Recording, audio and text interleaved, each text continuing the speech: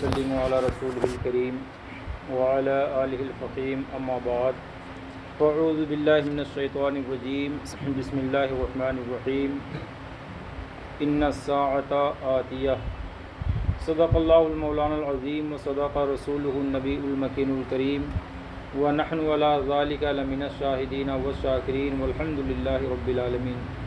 درود شریف پڑھ لیجیے۔ صلی اللہ علیہ وسلم صلاۃ و سلام علیک رسول اللہ صلی اللہ تعالیٰ علیہ وسلم۔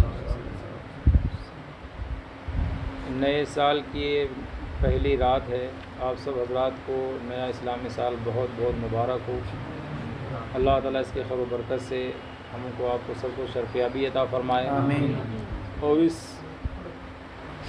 سال کے تمام آفات و بلیات سے آپ کو، ہم کو، سب کو، تمام اہل سنت و جماعت کو، خاص کر اس گھر کے تمام افراد کو اللہ پاک محفوظ و مامون فرمائے، آمین۔ امام تاج الشریعہ وارث علوم اعلیٰ حضرت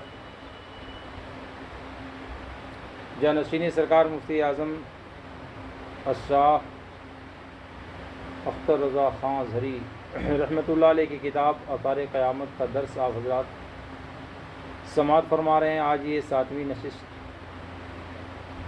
ہے جس میں آپ شرکت کی سعادت حاصل کر رہے ہیں۔ اس سلسلے میں امام تاج الشریعہ علیہ رحمۃ الرضوان نے قرب قیامت کی نشانیوں میں سے حدیث پاک کی روشنی میں ایک بات یہ بھی ذکر فرمائی کہ جب قرآن کو گانا ٹھہرا لیا جائے۔ اس سلسلے میں اس سے اگلے درس میں بہت ساری چیزوں کا ذکر ہوا تھا، جن میں سے امام تاج الشریعہ علیہ رحمۃ الرضوان نے اتقان فی علوم القرآن علامہ جلال الدین السیوطی علیہ رحمۃ الرضوان کی کتاب سے 4 چیزیں آپ نے بیان فرمائی تھیں کہ جو عام طور سے قاریوں میں پائی جاتی ہیں، اور وہ 4 چیزیں جن کا ذکر اتقان میں بہت پہلے علامہ جلال الدین السیوطی نے بیان فرمایا، اور ہم اور آپ کے امام تاج الشریعہ نے اپنی کتاب آثار قیامت میں تحریر فرمایا۔ آج وہ چیزیں قراء میں عام ہو رہی ہیں، قاریوں میں وہ چیزیں عام ہو رہی ہیں، جن میں سے سب سے پہلی چیز ہے ترغیب، اور دوسری چیز کا ذکر فرمایا تھا ترقیص، اور تیسری چیز ہے تطریب، اور چوتھی چیز تھی تحزین۔ تحزین کے سلسلے میں آپ نے ارشاد فرمایا، تحزین کا مطلب یہ ہے کہ قرآن کریم غمگین انداز میں پڑھے، ایسا پڑھے کہ محسوس ہو اس کی آواز سے کہ بہت غم زدہ ہے۔ اس سلسلے میں ہم اور آپ کے امام تاج الشریعہ علیہ رحمۃ الرضوان نے اپنی تحقیق پیش فرمائی ہے۔ سبحان اللہ، کس کی تحقیق پیش فرمائی ہے؟ حضرت علامہ جلال الدین سیوطی علیہ رحمہ نے ان 4 چیزوں کے ساتھ قرآن شریف پڑھنے کے سلسلے میں یہ فرمایا کہ یہ درست نہیں ہے،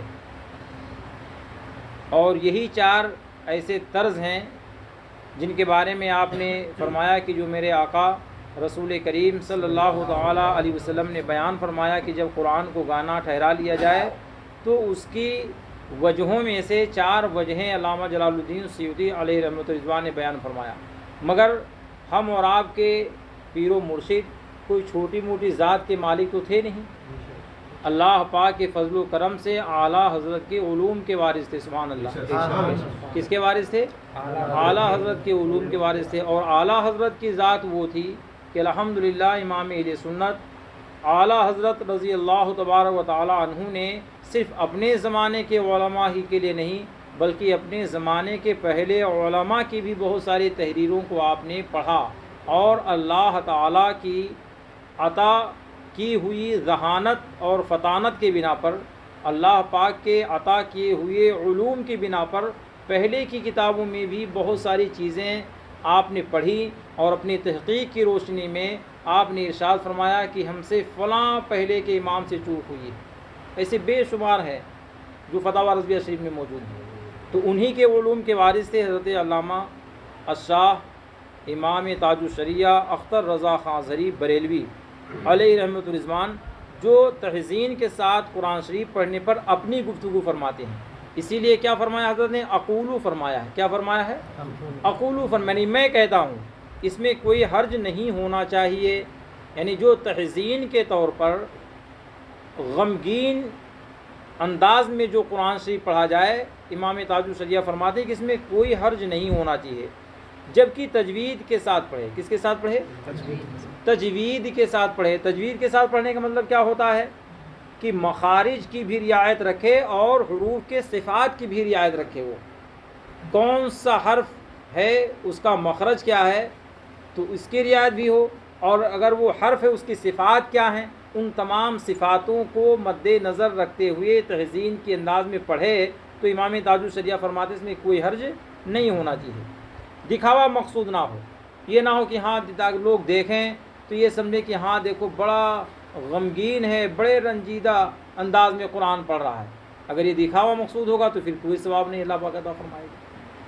فرماتے دکھاوا مقصود نہ ہو بلکہ بے ساختہ رقت طاری ہو جائے، اس لیے کہ علماء نے تصریح فرمائی، ان میں امام جلال الدین سیوطی بھی ہیں، جو اسی اتقان میں فرماتے ہیں کہ قرأت قرآن کے وقت رونا مستحب ہے۔ یعنی جب اللہ کا مقدس کلام پڑھا جائے اس وقت اگر کوئی رو کر کے پڑھے تو فرماتے یہ مستحب ہے، اس پر اللہ پاک اور ثواب عطا فرمائے گا۔ اور جو رونے پر قادر نہ ہو وہ رونی صورت اپنی بنائے، ایسا اس کے چہرے سے محسوس ہو رہا ہو کہ بھی یہ روئے گا، یا اس کے شکل سے یہ ظاہر ہو رہا ہو کہ یہ رو رہا ہے۔ اور حزن و خشوع تلاوت کے وقت مندوب و محبوب ہے۔ قال اللہ تعالی وَيَخِرُّونَ لِلْأَذْقَانِ يَبْكُونَ، یعنی اور ٹھوڑی کے بل گرتے ہیں روتے ہوئے۔ اور صحیحین میں، کس میں؟ صحیحین بخاری شریف اور مسلم شریف کو کہا جاتا ہے، یہ دو کتابیں قرآن شریف کے بعد میں سب سے زیادہ مقبول ہیں اہل سنت والجماعت کے درمیان۔ اللہ کے مقدس کلام کے بعد میں سب سے زیادہ اگر کوئی مقبول ہے اور مستند ہے جس پر مسلمان اعتماد کرتے ہیں تو وہ بخاری شریف ہے، اور اس کے بعد میں مسلم شریف ہے، اور انہی دونوں کو صحیحین کہا جاتا ہے۔ کیا کہا جاتا ہے ان دونوں کو؟ فرماتے ہیں صحیحین میں وہ حدیث ہے جس میں حضرت عبداللہ بن مسعود نبی کریم صلی اللہ تعالیٰ علیہ وسلم کے لیے قرآن پڑھنا مذکور ہے۔ اس میں ہے کہ حضرت عبداللہ بن مسعود رضی اللہ تعالیٰ عنہ نے دیکھا کہ ناگاہ حضور کی آنکھوں سے اشک رواں تھے۔ سبحان اللہ۔ یعنی ہم اور آپ کے آقا قرآن شریف کی تلاوت فرما رہے تھے تو حضرت سیدنا عبداللہ بن مسعود نے دیکھا کہ نبی کریم صلی اللہ تبارک و تعالیٰ علیہ وسلم کے چشمان مبارک سے آنسو بہہ رہے تھے۔ تو اب اس سے انہوں نے یہ دلیل پیش کی ہے کہ دیکھیں کیونکہ ہمارے نبی قرآن شریف کی تلاوت فرما رہے تھے تو وہ تلاوت کے وقت رو رہے تھے، اس لیے اگر نبی کا امتی کوئی قرآن شریف کی تلاوت کرے اور روئے تو یہ مستحب ہے اور اللہ پاک ثواب عطا فرمائے گا۔ بہقی شعب الایمان میں سعد ابن مالک سے مرفوعاً روایت ہے کہ بے شک قرآن حزن و بے چینی کی حالت اترا ہے، تو جب تم اس کو پڑھو تو روو، پھر اگر تمہیں رونا نہ آئے تو رونی صورت بناؤ۔ اور اسی میں عبد المالک ابن عمیر کی مرسل احادیث میں سے ایک حدیث ہے کہ رسول اللہ صلی اللہ تبارک و تعالیٰ علیہ وسلم نے فرمایا تم پر ایک صورت تلاوت کرتا ہوں، جو روئے اس کے لیے جنت ہے۔ سبحان اللہ، جو روئے اس کے لیے، پھر اگر تمہیں رونا نہ آئے تو روتے بنو۔ اللہ، یہ قرآن کی تلاوت ہے۔ اور آج حال کیا ہو رہا ہے؟ قرآن کی تلاوت ہے تو لوگ شور مچا رہے ہیں، باتوں میں مشغول ہیں، گفتگو میں مشغول ہیں، موبائل میں مشغول ہیں۔ آپ دیکھے ہوں گے یہی حال اذان کا وہ ہوتا ہے ہمارے یہاں کہ مسجد سے اذان کی آواز جب آتی ہے تو مسلمان غیر تو غیر ہیں، مسلمانوں کا حال یہ ہے، اور ان میں سے نمازیوں کا حال یہ جو نماز پڑھتے ہیں اللہ ماشاء اللہ، ان لوگوں کا حال بھی یہ رہتا ہے کہ اذان ہوتی رہتی ہے اور باتوں میں مشغول رہتے ہیں، موبائل بازی میں مشغول رہتے ہیں، آپس میں ایک دوسرے سے گفتگو شنید میں مشغول رہتے ہیں۔ معلوم ہے اس کا وبال کیا ہے؟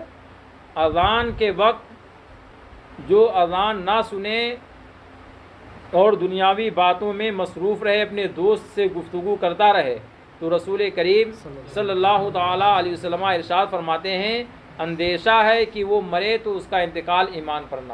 اللہ، کتنا بڑا وبال ہے یہ! اس لیے جب بھی اذان کی آواز آپ کے کانوں سے ٹکرائے آپ بالکل خاموش ہو جائیں، موبائل کو رکھ دیں، سر نیچے کر لیں، اور آپ اذان کے ایک ایک کلمے کا ثواب، ایک ایک کلمے کا جواب دیں۔ معلوم ہے اذان کے ایک کلمے کا جو جواب دیتا ہے تو اللہ تعالیٰ ایک کلمہ کے بدلے 2 لاکھ ثواب عطا فرماتا ہے، اور 2000 اس کے گناہوں کو معاف فرماتا ہے، اور 2000 اس کے درجات کو بلند فرما دیتا ہے۔ یہ فضیلت اس کی ہے، اور یہ حدیث ہے، میں اپنی طرف سے نہیں کہتا، حدیث پاک میں ہے، یہ اللہ کے رسول صلی اللہ علیہ وسلم نے ارشاد فرمایا ہے۔ تو اذان کے وقت خاموش رہنا چاہیے، اور اذان سے بڑھ کر قرآن پاک ہے۔ اب اگر قرآن پاک کی آواز آپ کے کانوں سے ٹکرائے تو آپ کو خاموش ہو جانا چاہیے۔ کچھ لوگ اپنے مکانوں میں موبائل پہ لگا دیتے ہیں قرآن شریف، اس کے بعد میں اپنے گھر میں کام میں مشغول ہو جاتے ہیں۔ کچھ لوگ دکانوں میں لگا دیتے ہیں، قرآن شریف کی آواز آتی ہے، اس کے بعد کاموں میں مشغول ہو جاتے ہیں۔ کیا ہے یہ؟ مکان کو سنانے کے لیے ہے، دکان کو سنانے کے لیے ہے؟ اگر آپ کو اتنا شوق ہے تو جتنی دیر آپ قرآن شریف اپنے دکان میں لگائیں اتنی دیر بیٹھیں آپ وہیں پہ، سنیں غور کے ساتھ میں۔ اور جو ہم اور آپ کے امام تاج الشریعہ نے حدیث پاک کی روشنی میں بیان فرمایا کہ سرکار جب قرآن شریف کی تلاوت فرماتے تھے تو صحابہ رویا کرتے تھے، ہمارے آقا خود جب قرآن شریف کی تلاوت فرماتے تو آپ کے چشمان مبارک سے آنسو کے قطرات جاری ہوتے تھے۔ تو کم سے کم اتنی دیر بیٹھو، نہ آپ کی آنکھوں سے آنسو کے قطرات جاری ہوں تو کم سے کم آپ کے چہرے سے ایسا محسوس ہونا چاہیے کہ رونے کی جیسی شکل بنی ہوئی ہے، تو اللہ پاک اس پر آپ کو ثواب عطا فرمائے گا۔ ابھی آپ نے سنا کہ سرکار نے ہمارے فرمایا کہ جو روئے اس کے لیے جنت ہے، اس کے لیے کیا ہے؟ پھر اگر تمہیں رونا نہ آئے تو رونے جیسی اپنی شکل بناؤ، اس پر بھی اللہ پاک جنت عطا فرمائے گا۔ اور مسند ابو یعلا میں ہے کہ قرآن کو حزن کے ساتھ پڑھو اس لیے کہ وہ حزن کے ساتھ اترا، اور طبرانی میں ہے کہ لوگوں میں سب سے اچھا قاری وہ ہے جو قرآن پڑھے تو غمگین ہو، کیا ہو؟ رنجیدہ ہو، ایسا محسوس ہو کہ کسی غم میں مبتلا ہے۔ اور شرح المہذب میں فرمایا کہ تحصیل گریہ کا طریقہ، یعنی یہ رونا کیسے حاصل ہوگا۔ ابھی تک آپ سنیں کہ سرکار نے فرمایا کہ رو یا رونے جیسے اپنی شکل بناؤ، اب یہ رونا حاصل کیسے ہوگا؟ تو فرماتے ہیں کہ جو پڑھ رہا ہے اس میں تہدید و وعید شدید اور عہد و پیمان ہیں، ان میں غور کرے، پھر اپنی کوتاہی یاد کرے۔ اللہ اکبر، یہ کیسے ہوگا؟ خالی مکتب میں جا کر قرآن شریف پڑھنے سے ہوگا؟ ہماری زبان تو عربی ہے نہیں، تو ظاہر سی بات ہے کہ جب ہماری زبان عربی نہیں تو اللہ تعالیٰ نے قرآن میں کہاں وعید نازل فرمایا ہے، اللہ پاک نے قرآن میں کہاں تہدید فرمائی ہے، ڈرایا ہے بندوں کی کہ ڈرو، خوف رکھو اپنے دل کے اندر، خشیت پیدا کرو اپنے دل کے اندر۔ اللہ تعالیٰ نے قرآن پاک میں کہاں عہد و پیمان فرمایا، عہد و پیمان کا ذکر فرمایا ہے۔ تو ظاہر سی بات ہے جب آپ قرآن کے معانی اور مفہوم کو سمجھیں گے تو آپ پر غم طاری ہوگا، آپ پر حزن طاری ہوگا، پھر آپ کی شکل سے ظاہر ہوگا، یا تو آپ رو دو گے یا رونے جیسی آپ کی شکل بن جائے گی۔ یہ کیسے حاصل ہوگا؟ اور آپ تو عالم ہیں نہیں، تو کیسے ہوگا؟ تو الحمدللہ ہم اور آپ کے امام اہل سنت مجددی دین و ملت الشاہ امام محمد رضا نے آپ کے اس مسئلے کو حل فرما دیا، سبحان اللہ۔ اور ہم اور آپ کو کنز الایمان عطا فرما دیا قرآن پاک کا ترجمہ کر کے، کہ آپ اپنے گھروں میں کنز الایمان رکھو، کنز الایمان شریف کی تلاوت کرو، ایک آیت کی تلاوت کرو، اس کا ترجمہ پڑھو، 2 آیت کی تلاوت کرو، اس کا ترجمہ پڑھو، نہ پڑھو آپ 2 رکوع 2 صفحہ نہ پڑھو، ایک آیت پڑھو۔ ایک آیت کا پڑھنا اگر آپ اس طریقے سے پڑھو گے کہ اللہ پاک نے کہاں کیا نازل فرمایا ہے، تو آیت پڑھو اور اس کے بعد کنز الایمان شریف کا ترجمہ پڑھو، دیکھو کیا مزہ آپ کو آیا ہے، کیا لطف آپ کو آتا ہے۔ ٹھیک ہے، یہ نہ ہو سکے تو ایک آسان طریقہ اور ہے کہ اپنی مسجدوں میں کنز الایمان شریف کا درس آپ جاری کرو، سب سے بہتر طریقہ ہے۔ اور وقت دیجیے آپ، ہم الحمدللہ اپنے یہاں مسجد میں ایک آیت سناتے ہیں، سبحان اللہ۔ کتنی آیت؟ ہم وقت نہیں لیتے اپنے بھائیوں کو، اپنے بچوں کا، ایک آیت کی تفسیر میں کرتا ہوں۔ کتنی؟ ایک آیت، اور الحمدللہ تلاوت کرتا ہوں، تلاوت کرنے کے بعد میں پھر ترجمہ کے بعد اگر تفسیر ہے تو تفسیر، ورنہ تو ایک آیت پڑھ کر کے، چھوٹی آیت ہے تو 2 آیتیں، بڑی آیت ہے تو کبھی آدھی آیت ہی پڑھ کر کے گفتگو ختم ہو جاتی ہے عصر کی نماز کے بعد فوراً، اور پھر عشاء کے بعد ہمارا درس ہوتا ہے باہر شریعت کا۔ یہ آپ بھی اپنے یہاں مسجد میں اپنے امام صاحب سے ملیے اور آپ گزارش کیجئے کہ سرکار ہم پر کرم فرمائے، اور ایک آیت کی تلاوت آپ عصر کے بعد میں جاری رکھیں، جو بھی 2 4 5 10 20 جو بھی جمع ہوں گے ہمارے یہاں تو الحمدللہ اچھی تعداد میں لوگ جمع ہو جاتے ہیں، جو مجھے بھی کو معلوم ہے. یہ ہونا چاہیے تاکہ کم سے کم قرآن شریف آپ نہیں پڑھ پاتے، اور یہ بھی ہے کہ مخرج بھی آپ کا صحیح نہیں ہوگا. کہ قرآن شریف پڑھنے کا مطلب یہ ہے کہ مخارج آپ کے صحیح ہوں. 29 حرف ہیں، بعض ایسے حرف ہیں کہ 3 حرف ایک ہی جگہ سے ادا ہوتے ہیں، ایک ہی جگہ سے، جیسے 20 زبان تعلق سے مل کر جیم شین یا غیر مدہ تینوں ادا ہوتے ہیں. تو ظاہر سی بات ہے کہ جب تینوں کے نکلنے کی جگہ ایک ہے تو فرق کیسے ہوگا، ہے نا حضرت؟ تو وہ صفات ہی کے ذریعے سے آپ فرق کر سکتے ہیں، اور آپ اس پہ قدرت نہیں رکھتے ہیں کہ صفات میں ہم کیسے تمیز کریں گے، ایک حرف کو دوسرے حرف سے ہم ممتاز کیسے کریں گے. تو اس کے لیے سب سے بہتر یہی ہے کہ آپ علماء سے اپنے رابطے رکھیے اور ایک آیت کا ترجمہ اور اس کی تفسیر آپ سنیں. الحمدللہ آپ کو قرآن شریف کی تلاوت کا ثواب اللہ پاک عطا فرمائے گا. اور جو ہمارے آقا رسول کریم نے ارشاد فرمایا کہ جو روئے اس کے لیے جنت ہے، تو الحمدللہ آپ قرآن شریف کی جب آپ سنیں گے تلاوتیں تو دیکھیے قرآن کریم میں اللہ پاک نے کیا نہیں بیان فرمایا، کیا چیز نہیں جو قرآن مقدس میں اللہ پاک نے نازل فرمایا ہے. ہم اور آپ کی معاشرتی زندگی کو بھی اللہ پاک نے قرآن میں بیان فرما دیا. ایک شوہر اپنی بیوی کے ساتھ زندگی کیسے گزارے، ایک بیوی اپنے شوہر کے ساتھ زندگی کیسے بسر کرے. والمحصنات کے اندر یہی اللہ پاک نے ذکر فرمایا ہے 5ویں پارے کے اندر.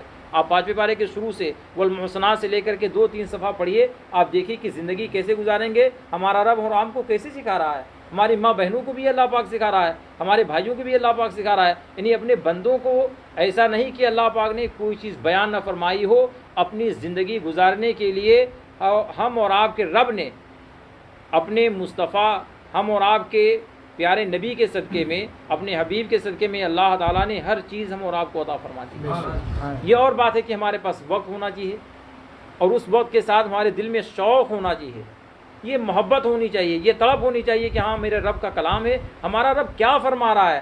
ہم نے پڑھ دیا الحمدللہ رب العالمین، تو اب ظاہر بات ہے عربی ہو تلاوت ہوگی، مگر اس کا مفہوم کیا ہے، اس کا مطلب کیا ہے، اس کا ترجمہ کیا ہے، یہ کیسے سمجھیں گے. ظاہر بات ہے اس کا جب ہماری زبان عربی نہیں، زبان ہماری اردو ہے یا ہندی ہے یا آپ کی تیلگو ہے یا انگلش ہے، تو اس کے سمجھنے کے لیے ظاہر سی بات ہے کہ آپ کو اس زبان کو دوسری زبان میں لے جانا پڑے گا.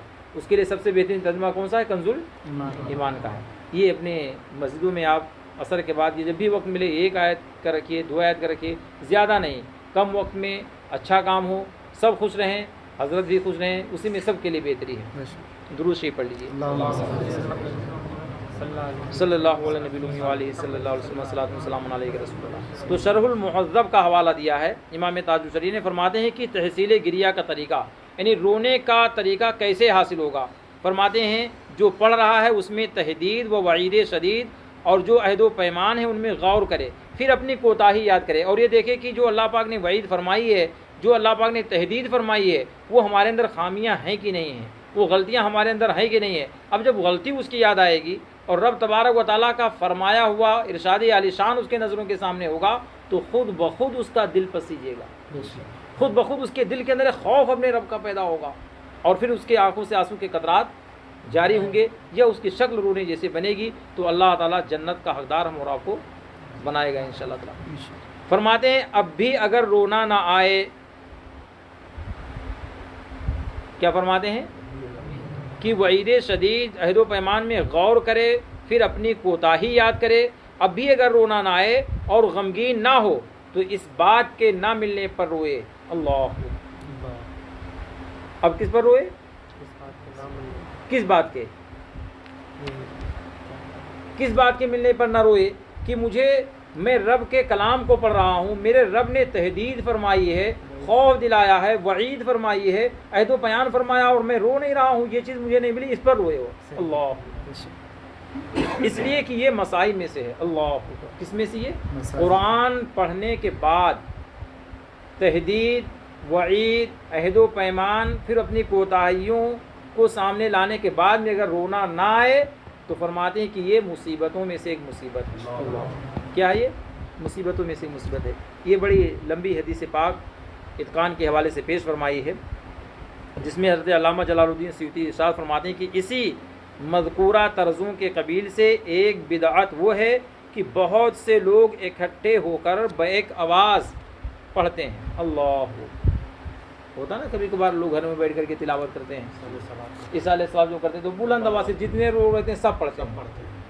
ایسا ہوتا ہے یہاں پر؟ ہاں ہوتا ہے، سب لوگ پڑھتے ہیں. خاص طور پہ سورہ اخلاص کے ہاں ہاں سورہ اخلاص ہے، یا جب سورہ بقرہ کی جب آخری آیتیں پڑھی جاتی ہیں تو سب لوگ انہیں بلند آواز ہو کر کے پڑھتے ہیں. تو سنیے اس کا وبال کیا ہے. فرماتے ہیں کہ ایک بدعت وہ ہے کہ بہت سے لوگ اکٹھے ہو کر بیک آواز پڑھتے ہیں. افلا تعقلون کو افلا تعقلون پڑھتے ہیں. قالوا آمنا واو کے حذف کے ساتھ قالوا آمنا پڑھتے ہیں. جہاں مد نہیں وہاں مد کرتے ہیں تاکہ جو انہوں نے اپنایا ان کا طریقہ بن جائے، اور مناسب یہ ہے اس کا نام تحریف رکھا جائے. اللہ کیا فرماتے ہیں؟ اس کا نام تحریف. اب ظاہر سی بات ہے کہ جہاں مد نہیں ہے وہاں مد کریں گے، اور جہاں مد ہے اس کو آپ نکال دیں گے، تو یہ ہوتا ہے بدلنا قرآن کا. اسی کو تحریف کہا جاتا ہے عربی میں، اور اردو میں کیا کہیں گے؟ بدلنا. اور قرآن کو بدلنا کیا ہے؟ جان بوجھ کر کفر ہے. کیا ہے؟ اسی لیے علماء نے تحریر فرمایا ہے کہ تجوید کا سیکھنا فرض عین ہے. قرأت کا سیکھنا کیا ہے؟ فرض عین ہے. اس لیے کہ نماز میں قرأت کیا ہے؟ فرض ہے. اس کے بغیر آپ کا کام نہیں چلے گا. رکوع آپ امام کو دیکھ کر کر سکتے ہیں، سجدہ آپ اپنے امام کو دیکھ کر کے کر سکتے ہیں، کھڑا ہونا قیام فرض ہے اپنے امام کو دیکھ کر کر سکتے ہیں. خروج بسنعی نماز سے نکلنے کے لیے ایسا ارادہ کرنا جس سے نماز سے باہر ہو جائیں، اور وہ السلام علیکم ورحمۃ اللہ، اسی کا نام خروج بسنعی ہے. اس کے آپ امام کو دیکھ کر کے بھی نکل سکتے ہیں، مگر قرأت میں کیسے کریں گے آپ؟ جی نماز میں 6 باتیں فرض ہیں. نماز میں 6 باتیں فرض ہیں، مگر ان 6 باتوں میں سے ایک ہے قرأت، اور قرأت یہ فرض ہے. اب آپ 6 باتوں میں سے 5 باتوں کو تو دیکھ کر کے نکل سکتے ہیں، امام کو دیکھ کر کے سیکھ سکتے ہیں، مگر تجوید بہت اہم چیز. اس لیے تجوید کیا ہے؟ فرض عین ہے. فرض ہے اس کا سیکھنا. اور تجوید میں کیا ہے کہ جو اللہ تعالیٰ نے آسمان سے حضرت جبریل علیہ السلام کو بھیج کر نازل فرمایا ہے اسی کے مطابق پڑھا جائے. اگر اس کے خلاف اگر آپ پڑھیں گے اور معاذ اللہ اگر کوئی جان بوجھ کر کے پڑھے گا تو وہ کافر ہو جائے گا، دائرے اسلام سے نکل جائے گا. جیسے اللہ تعالیٰ نے سبحان ربی العظیم، عظیم کو ذا کے ساتھ نازل فرمایا ہے، اور ہم اور آپ اگر اس کو پڑھ دیں جیم کے ساتھ، عجیم پڑھ دیں معاذ اللہ، تو کتنا بڑا گناہ ہو جائے گا ہے. ایسے اللہ پاک نے الرحمن بڑا ہا کے ساتھ نازل فرمایا ہے، اور اگر ہم اور آپ اس کو پڑھیں الرحمن ہا ہے تو ہم اس کو ہا پڑھیں گے تو کتنا بڑا گناہ ہو جائے گا. اور جان بوجھ کر کے اس کو پڑھے گا تو تحریف ہو جائے گی پھر، اور تحریف ہوگی تو پھر کیا ہوگا؟ مسلمان دار اسلام سے نکل جائے گا. اس لیے تجوید سیکھنا چاہیے.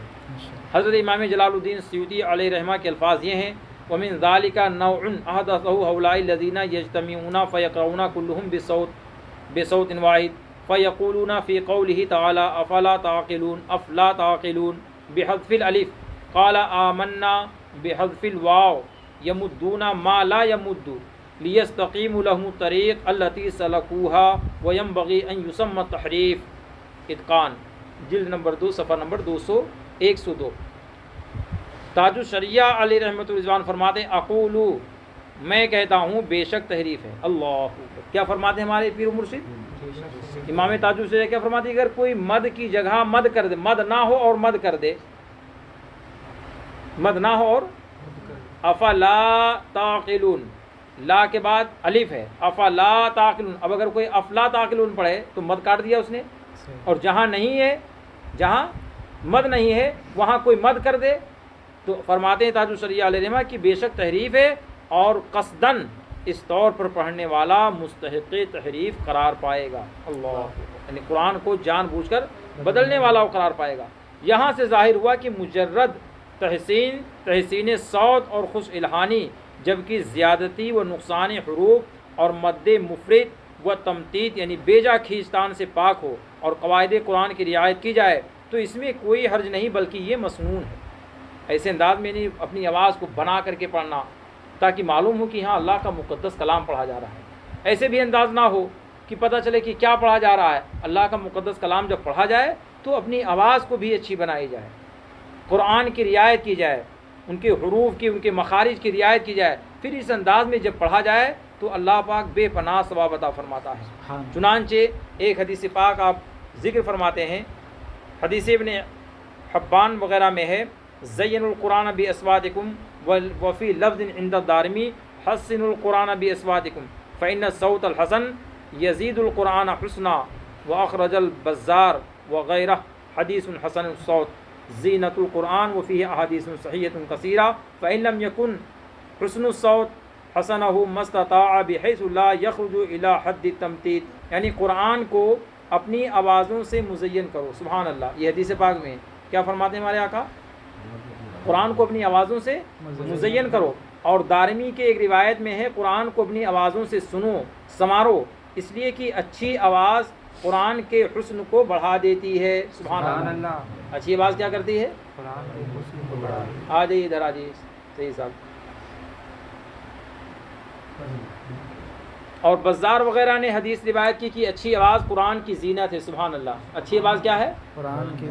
قرآن کی زینت ہے. اور اگر قاری خوش آواز نہ ہو تو جہاں تک ہو سکے اچھی آواز بنائے، پرونے کی کوشش میں تمثیل کی حد تک نہ پہنچے. یہاں سے یہ معلوم ہوا کہ تمثیل جو ناجائز ہے وہ یہ ہے کہ مد میں بہت مبالغہ کرے اور حرکات کے اشباع میں مبالغہ کرے، یہاں تک کہ زبر سے الف، پیش سے واو، زیر سے یا نمایاں ہو جائے. یہ جہاں ادغام کا محل نہیں وہاں ادغام کرے. جیسا کہ ہمارے یہاں عام طور سے جو قرآن شریف پڑھتے ہیں، بیچارے پہلے زمانے کے لوگ کیسے پڑھتے ہیں، ایسا لگتا ہے کہ پتہ نہیں کیسے پڑھتے ہیں قرآن شریف. ان کی آواز سنیں گے تو آپ تعجب میں پڑ جائیں گے. لگتا ہے کہیں ان کا لگتا ہے کہ کہیں سکتہ ہے ہی نہیں، کہیں وقف ان کے نزدیک ہے ہی نہیں. ایک جگہ شروع کیے تو پوری اسی آواز میں پڑھیں گے سب. اور یہ طریقہ کیا ہے؟ غلط ہے پڑھنا اس طرح سے قرآن شریف. نیز حدیث شریف میں ہے سرکار نے فرمایا اقرأوا القرآن بلحون العرب و اصواتها و ایاکم و لحون اہل الکتابین و اہل الفسق فإنه سيجيء اقوام يرجعون بالقرآن ترجیع الغنا والرہبانیہ.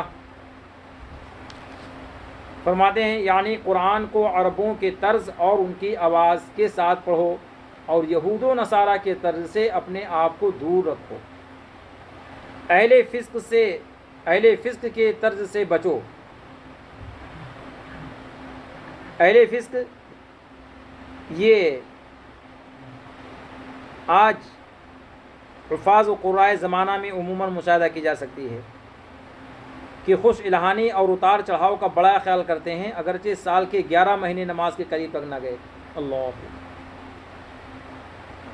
سال کے 11 مہینے تک وہ مسجد کے قریب نہیں جائیں گے. جب رمضان شریف کا مہینہ آئے گا تو جا کے تراویح سنائیں گے. جی رمضانی حافظ، یہ حال ہے. اور لوگ یہ سمجھتے ہیں کہ چلو ہاں قرآن سنے، قرآن تو سن کے تراویح تمہاری ہو رہی فاسق کے پیچھے. جو 11 مہینے نماز نہیں پڑھے گا وہ فاسق نہیں ہوگا کیا؟ جی نہیں ہوگا فاسق ہو. اب ایک رمضان شریف میں جا کر کے خالی پڑھ لے بس اس کا فسق سارا ختم ہو جائے گا، پھر اس کے پیچھے کیا نماز جائز ہو جائے گی. تو کیا خالی قرآن سنتے ہو کہ اپنی تراویح کا بھی خیال کرتے ہو؟ قرآن سننا تو ویسے بیٹھا کر کے سن لو، نماز تو اپنی صحیح کرو نا تراویح کم سے کم. مگر اس میں شوق میں آ کر کے ہماری قوم نہیں سمجھتی ہے. انہیں یہ نہیں پتہ ہے کہ ہاں یہ پڑھنے والا حافظ جو ہے یہ رمضانی حافظ ہے یا ہر مہینے والا حافظ ہے. یہ خالی رمضان شریف میں آ کر کے تراویح سناتا ہے، باقی رمضان کے مہینے بھی نماز پڑھتا ہے، نماز سے اس کو محبت ہے. یہ نہیں دیکھتے لوگ، خالی یہ دیکھتے کہ ہاں اچھے طرز میں قرآن پڑھتا ہے، اچھے انداز. اب وہ مخارج صحیح ہیں کہ نہیں سے وہ بھی نہیں معلوم بیچاروں کو. کیا معلوم جب آپ کو معلوم نہیں کہ مخرج کیا ہے، کون حرف کہاں سے ادا ہوگا تو کیسے پتہ چلے گا؟ مگر شوق میں آ کر کے کہ فلاں مسجد والوں نے حافظ کو بلایا ہے تو ہم بھی بلائیں گے حافظ، اور فلاں مسجد والوں نے بلایا حافظ کو تو ہم بھی بلائیں گے حافظ. یہ نہیں دیکھیں گے کہ ہماری تراویح ہوگی کہ نہیں ہوگی. فکر تو تراویح کی نماز کی ہونی چاہیے کہ قرآن کی تلاوت کی ہونی چاہیے رمضان شریف میں. کم سے کم پہلے تراویح سنت موقدہ ہے اس کی آپ کو فکر ہونی چاہیے، اور پھر قرآن شریف کی تلاوت سبحان اللہ بہت اچھی بات ہے. مگر یہ نہیں ہوتا ہے. فرماتے ہیں کہ جو قرائے زمانہ عموماً ان کی باتوں سے مشاہدہ کیا جاتا ہے کہ خوش الہانی اور اتار چڑھاؤ کا بڑا خیال کرتے ہیں، اگرچہ سال کے 11 مہینے نماز کے قریب تک نہ گئے. داڑھی منڈوائی، بعد ایسے بھی وہ باز ہوتے ہیں. رمضان شریف میں دیکھیں ان کی داڑھیاں سب خشخشی رہتی ہیں، کدروائے رہتے ہیں. رمضان شریف ایک مہینہ پہلے چھوڑ دیں گے تو لگے گا کہ ہاں. اب بعض تو اتنے بڑے ڈھیٹ ہوتے ہیں، ان سے جب کہا جائے کہ حضرت آپ کی داڑھی تو لگ رہا ہے کہ ایک مجھ نہیں، کیا بتائیں حضرت، وہ داڑھی میں سے بیماری ہوگی کہ آدھے آدھے بال کر کے گر جاتے ہیں. معاذ اللہ رب العالمین، استغفر اللہ. ایک تو گناہ کیا، اور دوسرا یہ کہ پھر جھوٹ دیکھو کتنے ڈھٹائی کے ساتھ بول رہے ہیں. یہ بتاؤ کیا کوئی کہ آدھی داڑھی بھی ٹوٹ گئی؟ ہم نے تو نہیں دیکھا کبھی کسی کی آدھی داڑھی ٹوٹ کے گر جاتی ہو. ہے نا حضرت؟ بھئی گرے گی تو بال اکھڑیں گے، اس کے جڑ سے گرے گی، یہ تھوڑی کہ آدھی گر جائے آدھی لگی رہے.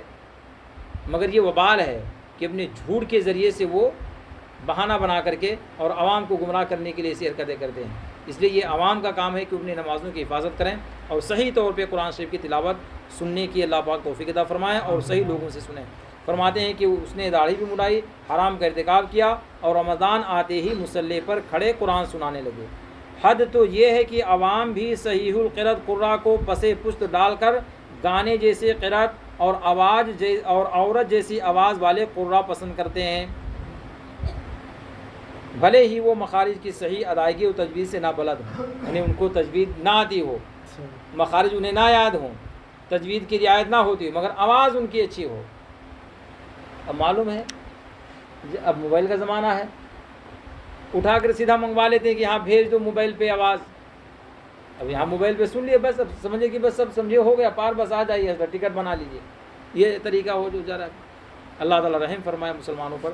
امام تاج الشریعہ علیہ رحمۃ الرضوان نے حدیث پاک کی روشنی میں یہی تحریر فرمایا ہے، یہی بیان فرمایا کہ ایسے لوگوں سے بچا جائے. اپنی نماز تلاوت کی ذمہ داری آپ پر خود ہے. آپ کسی کی تلاوت کرنے سے یا کسی کے پڑھا دینے سے آپ بری ذمہ نہ ہوں گے اگر وہ صحیح طور پر عامل نہ ہو، امام کے لائق نہ ہو تو آپ بری ذمہ نہیں ہو سکتے ہیں. فرماتے ہیں اس لیے کہ کچھ ایسے آئیں گے جو قرآن میں گانے کی طرح ترجیح یعنی اتار چڑھاؤ سے کام لیں گے اور اہل رہبانیت کے طور پر پڑھیں گے. قرآن ان کے گلوں سے نیچے نہ اترے گا. ان کے دل فتنوں میں پڑے ہیں اور ان کے دل بھی جنہیں ان کا یہ حال بھلا لگتا ہو. اللہ اکبر. یعنی جو قرآن کو اتار چڑھاؤ میں پڑھیں گے گانے کی طرز میں، اب ان بیچاروں کا حال تو الگ ہے ہی، ان کے دل تو فتنے میں پڑے ہی ہیں. اور جو ان کی آوازوں کو سنیں گے، انکاریوں کے، حفاظوں کے، اور ان کے دل کو اچھا لگے گا تو فرماتے ہیں کہ وہ بھی انہی لوگوں کی طریقے سے. اللہ. تلاوت میں ایک مذموم طریقہ یہ بھی ہے کہ عورتوں کی آواز بنا کر تلاوت کرے. یہ خود ناجائز ہے تشبہ کی وجہ سے اور گانے کے طرز پر ہونے کی وجہ سے. علماء فرماتے ہیں کہ تفخیم کے ساتھ پڑھنا مطلوب ہے، اس لیے کہ حاکم کی حدیث میں ہے نزل القرآن بالتخفیم قال الحلیمی ومعناه انه يقرأ على قراءة الرجال ولا يخضع الصوت فيه ككلام النساء. یعنی قرآن تفخیم کے ساتھ اترا. حلیمی نے فرمایا تفخیم کا معنی یہ ہے کہ قرآن کو مردوں کی تلاوت کے طرز پر پڑھے اور اس میں عورتوں کی بولی کی طرح آواز پست نہ کرے. اللہ. سمجھ میں آیا؟ یہ جو بہت سارے لوگ بیٹھ کر کے قرآن شریف کی تلاوت جو بلند آواز سے کرتے ہیں صوم میں اصال ثواب کے وقت میں، اس طریقے سے ساتھ میں سب لوگوں کا قرآن شریف پڑھ کر یعنی پڑھنا یہ شریعت میں ناجائز و حرام ہے. کیا یہ حرام ہے؟ اللہ تعالیٰ ارشاد فرماتا ہے وَإِذَا قُرِئَ الْقُرْآنُ فَاسْتَمِعُوا لَهُ وَانصِتُوا. جب قرآن پڑھا جائے تو بہت غور سے سنا جائے اور خاموش رہو. قرآن کی جب تلاوت ہو تو غور سے سنو اور خاموش رہو. یہ ہمارا رب ارشاد فرماتا ہے. اس آیت پاک کی روشنی میں علماء نے یہ تحریر فرمایا کہ جہاں قرآن پڑھنے والے کئی لوگ ہوں ان پر سب پر ضروری ہے کہ وہ آہستہ آواز میں قرآن شریف پڑھیں. اگر بلند آواز سے پڑھیں گے تو سب کے سب گنہگار ہوں گے. درود شریف پڑھ لیجیے. صلی اللہ علیہ نبی وآلہ صلی اللہ علیہ وسلم صلاۃ و سلام علیہ رسول اللہ صلی اللہ علیہ وسلم. کنز العمال شریف حدیث پاک کی کتاب ہے. بہت پہلے زمانے میں حیدرآباد سے کتاب چھپی تھی. وہ کہاں سے چھپی تھی؟ انڈیا میں حیدرآباد سے. کنز العمال کئی جلدیں تقریباً 21 سے کتنی جلدیں کتابیں ہیں، کافی جلدوں میں ہیں اور الحمدللہ بڑی مقبولیت ہے اس کتاب کی. اسی کتاب کی ایک حدیث پاک جو قیامت کے نشانیوں پر دلالت کرتی ہے، اسی کا ذکر، ایک حدیث کا ذکر اس کتاب میں امام تاج الشریعہ نے فرمایا ہے. کتنی حدیث کا ذکر فرمایا ہے؟ ایک حدیث. فقط ایک حدیث کا ذکر فرمایا ہے اور تقریباً 100 پیج، 94 پیج پر. کتنے پیج پر؟ 94 پیج پر امام تاج الشریعہ علیہ رحمۃ الرضوان نے اس کی تشریح فرمائی ہے قرآن و حدیث کی روشنی میں.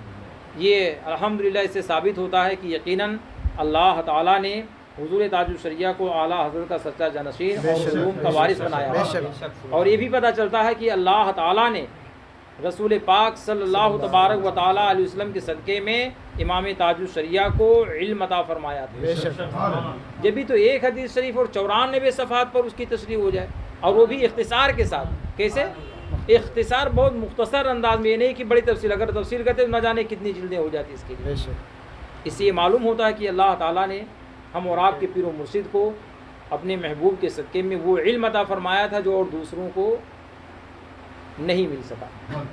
ان میں سے ایک حدیث پاک کی روشنی میں آپ نے ثابت فرمایا کہ قرب قیامت کی نشانیوں میں سے ایک نشانی یہ بھی ہے کہ جب اولاد دل کی گھٹن ہو جائیں. اللہ، اولاد کیا ہو جائیں؟ آواز سے بولیے، اولاد کیا ہو جائیں؟ کون اولاد دل کی گھٹن ہوتا ہے؟ بیچارے ماں باپ کو اگر اولاد نہ جانے کہاں کہاں کی ٹھوکریں کھاتے ہیں، نہ جانے کتنے ہاسپٹل کو جاتے ہیں، نہ جانے کتنے ڈاکٹروں کے دروازے کا چکر لگاتے ہیں. جو بے اولاد ہوں، صاحب اولاد نہ ہوں، بیچارے ان سے پوچھے کہ کتنی طلب ان کو ہوتی ہے. پھر اس کے بعد میں اللہ کے رسول صلی اللہ تعالیٰ علیہ وسلم نے یہ ارشاد فرمایا کہ قیامت کے قریب ہونے کی نشانیوں میں سے ایک نشانی یہ ہے کہ جب اولاد دل کی گھٹن ہو جائیں.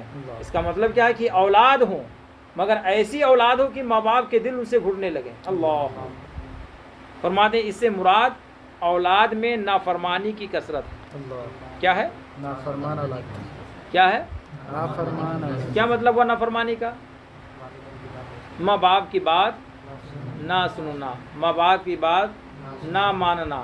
ابا اگر کہیں کہ بیٹا فلاں جگہ جانا ہے تو اب وہاں جائیں گے نہیں، وہ دوسری جگہ جائیں گے.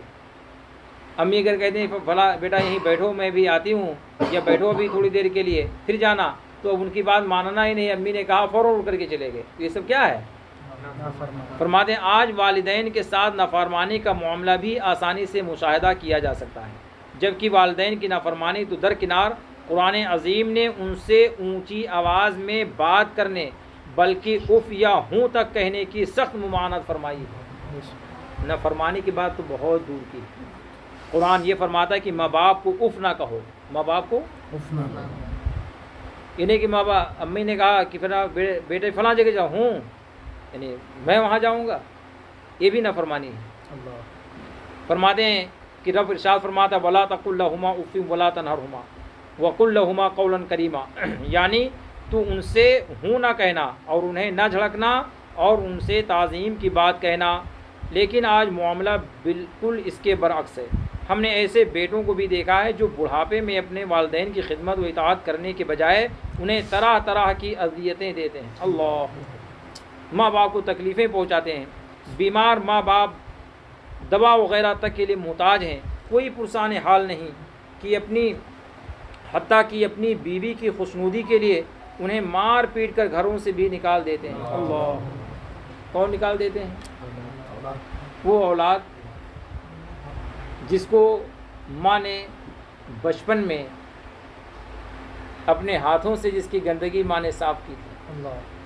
پیشاب اگر بستر پہ کر لیا تھا تو ماں نے پیشاب کی جگہ سے اس کو ہٹا کر اور خود وہاں لیٹ گئی اور بچے کو اپنے الگ لٹا دیا تھا. جب وہ بچہ جوان ہوتا ہے، بیوی صاحبہ گھر میں جب آتی ہیں تو اب اس ماں کی محبت دل میں نہیں ہوتی، ان کو بیوی کی محبت میں مار کے گھر سے باہر کیا جاتا ہے ماں باپ کو. اللہ فرماتے جو ان کی دنیا و آخرت کی بربادی کا سبب ہے. چنانچہ خود اسی حدیث میں اسے قیامت کی نشانیوں میں شمار فرمایا کہ مرد اپنی بیوی کی اطاعت کرے اور ماں کی نافرمانی کرے اور باپ کو دور رکھے. اللہ کبیرہ. ماں باپ کی نافرمانی اللہ جبار و قہار کی نافرمانی ہے. ماں باپ کی نافرمانی کس کی ہے؟ اللہ تعالیٰ کی نافرمانی ہے. اور ماں باپ کی ناراضگی اللہ تعالیٰ کی ناراضگی ہے. آدمی ماں باپ کو راضی کر لے تو وہ اس کے لیے جنت ہے. سبحان اللہ. آدمی اگر ماں باپ کو راضی کر لے تو ماں باپ اس کے لیے کیا ہیں؟ جنت ہیں. اور اگر ناراض کر دے تو وہی اس کے لیے باعث دوزخ ہیں. ماں باپ جنت بھی ہیں اور ماں باپ کن کے لیے؟ جو اپنے ماں باپ کو راضی رکھے تو ماں باپ اس کے لیے جنت ہیں، اور جو اپنے ماں باپ کو ناراض کر دے تو وہ ان کے لیے کیا ہے؟ دوزخ ہے. جب تک ماں باپ کو راضی نہ کرے گا اس کا کوئی فرض. آپ لوگ سماعت کر رہے ہیں؟ آواز آ رہی ہے؟ پیچھے تک آواز آ رہی ہے؟ آواز آ رہی؟ کیا فرمانے جا رہے ہیں؟ بہت اہم بات کا ذکر کرنے جا رہے ہیں. فرماتے ہیں کہ جب تک ماں باپ کو راضی نہ کرے گا اس کا کوئی فرض، کوئی نفل، کوئی عمل نیک اصلاً قبول نہ ہوگا۔ اللہ اکبر، کتنا بڑا وبال ہے۔ آپ روزانہ شب و روز مسجد میں جا کر کے سجدہ ریز ہو، اپنے سر کو آپ بارگاہ خدا میں جھکائیں، سبحان ربی الاعلیٰ کی صدا بلند کریں، قرآن کی تلاوت کریں، صدقات و خیرات کریں، اور اگر کہیں آپ اپنے ماں باپ کی نافرمانی کرتے ہیں تو آپ کی ایک بھی نماز اللہ پاک قبول نہیں فرمائے گا، ایک بھی اعمال آپ کے بارگاہ خدا میں قبول نہیں ہوں گے۔ آج پریشان ہوتے ہیں ہمارے بھائی تو مولانا حضرات کے پاس پہنچ جاتے ہیں، امام صاحب کے پاس پہنچ جاتے ہیں۔ میں نہیں کہتا ہوں نہیں جانا چاہیے، جانا چاہیے، مگر امام صاحب کے پاس جانے سے پہلے اپنے ماں باپ کے پاس آپ کو جانا چاہیے۔ علماء کے پاس جانے سے پہلے اپنے ماں باپ کے پاس آپ جاؤ، ان کے قدم کو آپ چومو، ان کے ہاتھ کو بوسہ دو، ان کے ہاتھ کو اپنے سر پہ رکھ کر کے اور کہو کہ میری ماں اپنی آنچل کو اٹھا کر رب کی بارگاہ میں دعا فرما دے کہ اللہ میری مصیبتوں کو دور فرما دے۔ آپ دیکھو کہ اللہ تعالیٰ کی عنایتیں کتنی تم پر ہوتی ہیں، تمہارے ماں باپ کی دعائیں اللہ پاک کس قدر قبول فرمائے گا۔ یہ حدیث پاک میں ذکر ہے کہ اللہ تعالیٰ ماں باپ کی دعائیں ان کی بیٹوں کے حق میں جلد قبول فرماتا ہے۔ سبحان اللہ۔ آج دعا تعویذ کے لیے بہت پریشان ہو جاتے لوگ، مگر یہ نہیں ان کے سمجھ میں آتا کہ ہم دعا تعویذ کروانے بعد میں جائیں، پہلے اپنے ماں باپ کے بارگاہ میں جائیں، ان سے دعا کروا لیں۔ وہ اگر ہاتھ اٹھا کر کے سچے دل سے اگر انہوں نے دعا کر دیا، اور سچا دل کب ان کا ہوگا؟ جب آپ خوش رکھیں گے اپنے ماں باپ کو۔ جب آپ اپنے ماں باپ کو خوش رکھیں گے تو الحمدللہ ان کی بارگاہ میں آپ جاؤ گے اور اس کی بارگاہ میں اپنی پریشانی کو آپ پیش کرو گے۔ اگر انہوں نے اپنے ہاتھوں کو اٹھا کر رب کی بارگاہ میں دعا کر دیا تو اللہ تعالیٰ ماں باپ کی دعاؤں کے صدقے میں آپ کی پریشانیوں کو دور فرما دے گا۔ یہی فرماتے ہیں کہ اگر کوئی شخص نماز پڑھے، روزہ رکھے، کوئی بھی نفل کام کرے، کوئی بھی اعمال صالح کرے، اور اگر ماں باپ کو راضی نہ کرے گا تو اس کا کوئی بھی عمل بارگاہ خدا میں قبول نہیں ہوگا۔ عذاب آخرت کے علاوہ دنیا ہی میں جیتے جی اس پر سخت بلا نازل ہوگی۔ اللہ اکبر۔ مرتے وقت معاذ اللہ کلمہ نصیب نہ ہونے کا خوف ہے، بہت بڑا وبال ہے۔ یہ بھی اندیشہ ہے کہ وہ دنیا سے جائے تو اس کے زبان پر کلمہ جاری نہ ہو۔ درود شریف پڑھ لیجیے، صلی اللہ علیہ وسلم، صلاۃ و سلام علیک رسول اللہ صلی اللہ تعالیٰ علیہ وسلم۔ ایک حدیث شریف میں نے پڑھا کہ ایک صاحب تھے جن کے دنیا سے تشریف لے جانے کا وقت تھا، نزا کا وقت تھا، کلمہ کے لوگ تلقین کرتے اور انہیں کلمہ زبان پر جاری نہیں ہوتا، ان کی زبان پر کلمہ شریف نہیں ہوتا۔ لوگوں نے سرکار علیہ الصلوۃ والسلام کی بارگاہ اقدس میں عرض کیا کہ رسول اللہ فلاں شخص ہیں، ان کا ایسا ایسا معاملہ ہے۔ رسول کریم صلی اللہ تبارک و تعالیٰ علیہ وسلم تشریف لائے، اور تشریف لانے کے بعد میں ان سے پوچھا کیا تمہارے ماں باپ میں سے کوئی زندہ ہیں؟ انہوں نے کہا کہ ہاں میری ماں زندہ ہے، میری ماں زندہ ہے۔ رسول کائنات صلی اللہ تبارک و تعالیٰ علیہ وسلم نے ان کی امی جان کو بلایا اور آقائے کریم نے ارشاد فرمایا کہ آپ معاف کر دو اپنے بیٹے کو، آپ اپنے بیٹے کو معاف کر دو۔ اللہ، رسول کائنات صلی اللہ تبارک و تعالیٰ علیہ وسلم رحمت للعالمین تھے۔ ان کی ماں سے جب کہا تو ان کی ماں کے آنکھوں سے آنسو کے قطرات جاری ہو گئے، رونے لگی، عرض کرنے لگی یا رسول اللہ یہ میرا بیٹا مجھے بہت تکلیف پہنچایا کرتا تھا، مجھے بہت تکلیف دیا کرتا تھا، میں اسے نہیں معاف کروں گی، میں اسے نہیں معاف کروں گی۔ اللہ اکبر کبیرہ۔ آپ سوچیے، رسول کائنات صلی اللہ تبارک و تعالیٰ علیہ وسلم جلال میں آئے، ارشاد فرمایا لکڑیوں کا ڈھیر جمع کیا جائے اور اس میں آگ لگا دیا جائے اور اس بوڑھی ماں کے بچے کو اس آگ میں ڈال کر کے خاکستر کر دیا جائے۔ اللہ اکبر۔ آپ دیکھو اماں کی ممتا کتنی اہم ہوتی ہے۔ جیسے ہی رسول کائنات نے حکم فرمایا کہ آگ میں جلا دیا جائے، وہ رونے لگی، سرکار کے قدموں پہ گر گئی، یا رسول اللہ معاف کر دیجیے، میں نے اپنے بیٹے کو معاف کر دیا، میں نے اپنے بیٹے کو معاف کر دیا۔ اللہ اکبر۔ یہ کہنا تھا، امی جان کا معاف کرنا تھا کہ ان کے زبان پہ کلمہ طیبہ کے الفاظ جاری ہو گئے، سبحان اللہ، اور ان کی روح دنیا سے جب گئی تو ایمان پر اللہ پاک نے ان کا خاتمہ نصیب کیا، سبحان اللہ۔ آپ سوچیے کہ جو ہم اور آپ کی پیر و مرشد حضور تاج الشریعہ علیہ رحمۃ الرحمان بیان فرماتے ہیں کہ اگر کوئی ماں باپ کو ستائے گا، ماں باپ کو تکلیف پہنچائے گا، نافرمانی کرے گا، تو مرتے وقت معاذ اللہ کلمہ نصیب نہ ہونے کا خوف ہے، یہ اندیشہ ہے کہ دنیا سے جائے تو کلمہ اس کے زبان پر جاری نہ ہو۔ اللہ اکبر کبیرہ۔ حضرت ابو ہریرہ رضی اللہ تعالیٰ عنہ سے مروی ہے، رسول پاک نے فرمایا طاعت اللہ طاعت الوالد و معصیت اللہ معصیت الوالد، اللہ کی اطاعت والد کی اطاعت ہے، سبحان اللہ، اور اللہ کی معصیت والد کی معصیت ہے۔ اللہ، اللہ پاک کی نافرمانی والد کی نافرمانی ہے۔ نیز فرمایا رسول اللہ صلی اللہ تعالیٰ علیہ وسلم نے کل الذنوب یوخر اللہ ما شاء منها الى یوم القیامہ الا عقوق الوالدین فإن اللہ تعالیٰ یعجلہ لصاحبہ فی الحیات قبل الممات، یعنی سب گناہوں کی سزا اللہ تعالیٰ چاہے تو قیامت کے لیے اٹھا رکھتا ہے، مگر ماں باپ کی نافرمانی کی سزا اس کے جیتے جی ہی میں پہنچاتا ہے، اللہ، دنیا ہی میں اسے پہنچا دیتا ہے۔ نیز فرمایا رسول اللہ صلی اللہ تعالیٰ علیہ وسلم نے ملعون من اقى والدیہ، ملعون من اقى والدیہ، ملعون من اقى والدیہ، اللہ اکبر۔ ملعون ہے وہ جو اپنے والدین کو ستائے، ملعون ہے وہ جو اپنے والدین کو ستائے، ملعون ہے وہ جو اپنے والدین کو ستائے، اللہ اکبر۔ یعنی ماں باپ کو جو ستائے گا تو اللہ تعالیٰ کی لعنت اس پر نازل ہو جائے گا۔ امام اہل سنت مجدد دین و ملت الشاہ امام احمد رضا قادری بریلوی قدس سرہ العزیز فرماتے ہیں والدین کے ساتھ نیکی صرف یہی نہیں کہ ان کے حکم کی پابندی کی جائے اور ان کی مخالفت نہ کی جائے، بلکہ ان کے ساتھ نیکی یہ بھی ہے کہ کوئی ایسا کام نہ کرے جو ان کو ناپسند ہو، اللہ، ایسا کوئی کام کرنا جو ماں باپ کو ناپسند ہو یہ بھی نافرمانی ہے۔ فرماتے ہیں اگرچہ اس کے لیے خاص طور پر ان کا کوئی حکم نہ ہو، اس لیے کہ ان کی فرما برداری اور ان کو خوش رکھنا دونوں واجب ہیں، اللہ، واجب ہیں، کیا ہے؟ واجب۔ ماں باپ کو خوش رکھنا واجب ہے، ماں باپ کی فرما برداری کرنا کیا ہے؟ واجب ہے، اور نافرمانی اور ناراض کرنا حرام ہے، اللہ۔ والدین اس کے لیے اللہ جل شانہ اور رسول اللہ صلی اللہ تعالیٰ علیہ وسلم کے سائے اور ان کی ربوبیت و رحمت کے مظہر ہیں۔ یہی وجہ ہے کہ قرآن عظیم میں اللہ تعالیٰ نے اپنے حق کے ساتھ ان کا حق بھی ذکر فرمایا ہے، اور میں نے پڑھا فتاوی رضویہ شریف میں کہ تقریباً 21 جگہ ایسی ہیں، کتنی جگہ ہیں؟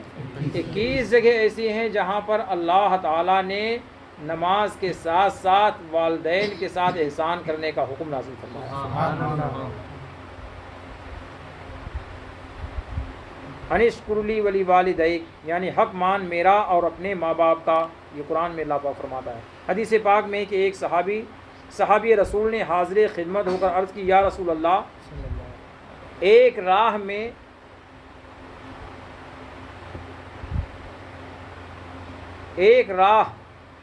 میں ایسے گرم پتھروں پر کہ اگر گوشت ان پر ڈالا جاتا کباب ہو جاتا، ایسے گرم پتھر تھے کہ اگر گوشت ان پہ ڈال دیا تھا تو وہ کباب بن جاتے سب۔ فرماتے میں 6 میل تک اپنی ماں کو اپنی گردن پر سوار کر کے لے گیا ہوں۔ کتنے میل تک؟ 6 میل۔ آج لوگ گاڑی پہ بٹھا کر کے لے جانا نہیں گوارا کرتے ہیں، بہت سارے گھروں میں گاڑیاں ہوتی ہیں، مگر ماں جا رہی پیدل تو جانے دو، باپ جا رہے ہیں پیدل تو جانے دو، اپنا جب جائیں گے تب گاڑی پہ جائیں گے، اور ماں جا رہی تو کوئی بات نہیں، والد صاحب جا رہے تو کوئی فکر نہیں ہے۔ وہ صحابی رسول تھے، 6 میل تک اپنی ماں کو اپنی گردن پہ سوار کر کے لے گئے۔ فرماتے ہیں کیا میں اب اس کے حق سے عہدہ برا ہو گیا؟ یعنی عرض کرنے لگے یا رسول اللہ کیا میں نے اپنے ماں کا حق ادا کر دیا؟ ارشاد ہوا لعلہ ان یکون بطلقۃ واحدہ، یعنی تیرے پیدا ہونے میں جس قدر درد کے جھٹکے اس نے اٹھائے ہیں شاید ان میں سے ایک جھٹکے کا بدلہ ہو سکے، اللہ۔ 6 میل پیدل اپنے گردن پہ بٹھا کر ایسے گرم پتھروں پہ لے کر کے چلنا، اور پھر بارگاہ مصطفیٰ میں جا کر کے عرض کرنا یا رسول اللہ کیا میں نے اپنے ماں کے حق کو ادا کر دیا؟ تو پیارے مصطفیٰ ارشاد فرمائے کہ جو تیرے ماں کو تیرے پیدائش کے وقت درد کے جو جھٹکے آئے تھے ہو سکتا ہے کہ ان جھٹکوں میں سے ایک جھٹکے کا بدلہ ہو سکے، اللہ۔ اس کا مطلب کیا ہے کہ کبھی تم اپنے ماں کے حق کو نہیں ادا کر سکتے، اپنے ماں کے حق کو کبھی نہیں ادا کر سکتے۔ بالجملہ خلاصے کلام یہ کہ والدین کا حق وہ نہیں کہ انسان اس سے عہدہ برا ہو سکے، وہ اس کی حیات، وہ وجود کے سبب ہیں۔ تو جو کچھ نعمتیں دینی و دنیاوی پائے گا سب انہی کی طفیل میں پائے گا، کہ ہر نعمت و کمال وجود پر موقوف ہے، اور وجود کے سبب وہ ہوئے، تو صرف ماں باپ ہونا ہی ایسے عظیم حق کا موجب ہے جس سے کبھی بری الذمہ نہیں ہو سکتا۔ یعنی یہ فرماتے ہیں امام تاج الشریعہ کہ بیٹے کے دنیا میں آنے کا سبب کون ہے؟ ماں اور باپ ہیں۔ اگر ماں اور باپ نہ ہوتے تو اس کا وجود نہ ہو۔ تو جس کے صدقے میں اس کا وجود ہوا، جس کے صدقے میں دنیا میں آیا، جب تک کہ وہ دنیا میں رہے اس وقت تک اگر وہ خدمت کرتا رہے، ماں باپ کو بہت عزت دے، ماں باپ کی بڑی خدمتیں کرے، جب بھی وہ ان کے حق سے سبکدوش نہیں ہو سکتا ہے، کما حق ان کا حق ادا نہیں کر سکتا ہے، نہ کہ اس کے ساتھ اس کی پرورش میں کوشش، اس کے آرام کے لیے ان کے تکلیفیں، خصوصاً پیٹ میں رکھنے، پیدا کرنے، دودھ پلانے میں ماں کی اذیتیں، اللہ اکبر، ان کا شکر کہاں تک ادا ہو سکتا ہے۔ حضرت سیدنا امیر المومنین عمر بن خطاب رضی اللہ تعالیٰ عنہ کا زمانہ تھا۔ کس کا زمانہ تھا؟ حضرت سیدنا عمر بن خطاب رضی اللہ تعالیٰ عنہ کا زمانہ تھا۔ آپ کی بارگاہ میں ایک خاتون آئیں اور رونے لگیں اور اپنے بیٹے کی شکایت کر دی کہ سرکار کرم فرمائے، میرا بیٹا مجھے تکلیف پہنچاتا ہے۔ حضرت سیدنا عمر بن خطاب رضی اللہ تعالیٰ عنہ نے انہیں بلایا، اور بلانے کے بعد میں لوگوں سے کہا، دریافت فرمایا کیا تم اپنے ماں کو ستاتے ہو، تکلیف پہنچاتے ہو؟ حکم فرمایا کہ ایک گھڑا لایا جائے۔ کیا لایا جائے؟ گھڑا سمجھ رہے ہیں نا، پانی وغیرہ جس میں گرمی میں رکھتے ہیں۔ ایک گھڑا لایا جائے، اور گھڑا لانے کے بعد میں فرمایا کہ اس کے پیٹ پر باندھ دیا جائے، اس آدمی کے پیٹ پر باندھ دیا جائے، اور فرمایا کہ اس میں پانی بھر دیا جائے، اور فرمایا کہ تم اس کو اپنے پیٹ سے جدا نہیں کر سکتے، تمہاری سزا یہ ہے کہ اس گھڑے کو آپ پیٹ سے جدا نہیں کر سکتے۔ پانی کا بھرا ہوا گھڑا کتنی دیر تک برداشت کرتا ہے؟ 1 گھنٹہ 2 گھنٹہ، اس کی حالت خراب ہو گئی۔ کچھ ہی دیر کے بعد وہ حضرت سیدنا عمر بن خطاب رضی اللہ تعالیٰ عنہ کے بارگاہ میں حاضر ہوا اور رو رو کر کے عرض کرنے لگا، سرکار کرم فرمائے، امیر المومنین کرم فرمائے، معاف کر دیں، آج سے میں اپنی ماں کو تکلیف نہیں پہنچاؤں گا، آج سے میں اپنے ماں کو کوئی تکلیف دہ جملے نہیں کہوں گا، میں اپنی ماں کی نافرمانی نہیں کروں گا۔ اللہ اکبر۔ سرکار سیدنا عمر بن خطاب رضی اللہ تعالیٰ عنہ فرمائے کہ نادان، تو یاد کر کہ جب تیری ماں نے تجھے 9 مہینے اپنے پیٹ میں رکھا، 9 مہینے تیری ماں نے کتنی مشقت جھیلی ہوگی، کتنی پریشانیاں تیری ماں نے جھیلی ہوگی۔ آج تو 1-2 گھنٹے یہ بھرا ہوا گھڑا جو تیرے پیٹ کے باہر ہے اس کو تو اپنے پیٹ پہ رکھ کر کے نہیں گزار سکا، تو سوچ کہ تیری ماں نے کتنی تکلیفیں برداشت کی۔ اللہ، رو کر کے حضرت امیر المومنین کی بارگاہ میں معافی کا طلبگار ہوا۔ حضرت سیدنا عمر بن خطاب نے ان کی ماں کو بلوایا، اور ماں کے بلوانے کے بعد میں کہا کہ آپ معاف کر دو، آج سے آپ کا بیٹا کو تکلیف نہیں پہنچائے۔ اللہ، آج کہاں وہ حکومت ہے، آج کہاں وہ ایسے حاکم ہمارے ہیں کہ اگر بیٹا اپنی ماں کی نافرمانی کرے تو وہ ایسے حکم صادر فرما دیں۔ مگر اے مسلمانوں، آج وہ نہیں ہے، مگر ان کا کردار ہم اور آپ کے سامنے ہے الحمدللہ۔ آج ان کی سیرت ہمارے سامنے ہے، ہم نے ان کو اپنا آقا مانا ہے، ہم نے ان کا اپنا سردار تسلیم کیا ہے، ہم نے ان کو اپنا رہنما مانا ہے۔ ہمارے آقاؤں نے جو شریعت مصطفیٰ کی تابع داری کی ہے، رسول کائنات صلی اللہ علیہ وسلم کی سیرت جو ہم اور آپ کے سامنے پیش کی ہے، ہم اور آپ تو انہی کے غلام ہیں، ہم اور آپ تو انہی کے حکم پر چلنے والے ہیں۔ تو ہم اور آپ پر ضروری ہے کہ جو ہمارے آقاؤں نے کیا ہے ہم اور آپ اسی پر عمل کریں، اسی میں ہماری بھلائی دنیا میں بھی ہے اور اسی میں ہماری بھلائی آخرت میں بھی ہے۔ اللہ تعالیٰ دنیا میں بھی ہم اور آپ کو انہی کے نقش قدم پر چلنے کی وجہ سے، انہی کے نقش قدم پر ہم اور آپ کو زندگی گزارنے کے صدقے میں اللہ تعالیٰ دنیا میں بھی کامیابی عطا فرمائے گا اور آخرت میں بھی کامیابی عطا فرمائے گا، جس کو ہم اور آپ کے امام نے بہت پہلے فرمایا تھا، تیرے غلاموں کا نقش قدم ہے راہ خدا، وہ کیا بہک سکے جو یہ سراغ لے کے دے گے۔ تو کون سا سراغ لے کر چلنا ہے؟ الحمدللہ یہی وہ صحابہ ہیں، سرکار غوث پاک ہیں، سرکار غریب نواز ہیں، ہمارے پیر و مرشد حضور تاج الشریعہ ہیں، اور بہت بڑے جو اللہ کے ولی دنیا میں آئے، انہی لوگوں کا وہ نقش قدم ہے جس پہ آپ چلو گے تو الحمدللہ آپ راہ خدا پہ پہنچ جاؤ گے، سبحان اللہ۔ اور یہی وہ راستہ ہوگا جو ہم اور آپ کو ہمارے رب تک کی ملائے گا۔ اس لیے کوشش یہ کرو کہ ہمارے بزرگوں نے جو اثاثہ چھوڑا، یا سارے قیامت جو آپ سن رہے ہیں کئی دنوں سے، کئی ہفتوں سے اس کی تلاوت آپ سن رہے ہیں، درس سن رہے ہیں، الحمدللہ یہ انہی بزرگوں کے نقش قدم کی ایک کڑی ہے۔ انہی کی سیرتوں کو یہ کڑی ہے جو ہم اور آپ کے پیر و مرشد نے کتاب کی شکل میں جمع فرما کر اور ہم غلاموں کو عطا فرمایا کہ آپ پڑھو اس کو، اور پڑھ کر کے ان میں جن چیزوں سے منع فرمایا گیا ان سے باز رہنے کی کوشش کرو، ان سے دور رہو۔ تو آج کے بعد یہ عہد کرو کہ جن کے ماں باپ ہیں اپنے ماں باپ کو تکلیف پہنچائیں گے آپ لوگ تکلیف اپنے ماں باپ کو؟ اپنے ماں باپ کی خدمت کریں گے کہ نہیں کریں گے؟ یہ موضوع بڑا وسیع ہے، پھر کبھی موقع ملا تو انشاءاللہ گفتگو ہوگی، آپ سنیں گے تو حیرت میں پڑیں گے کہ کتنی عجیب چیزیں، کیسے لوگ دنیا میں رہے ہیں۔ اللہ تعالیٰ مراد کو سب کو خیر کی توفیق عطا فرمائے۔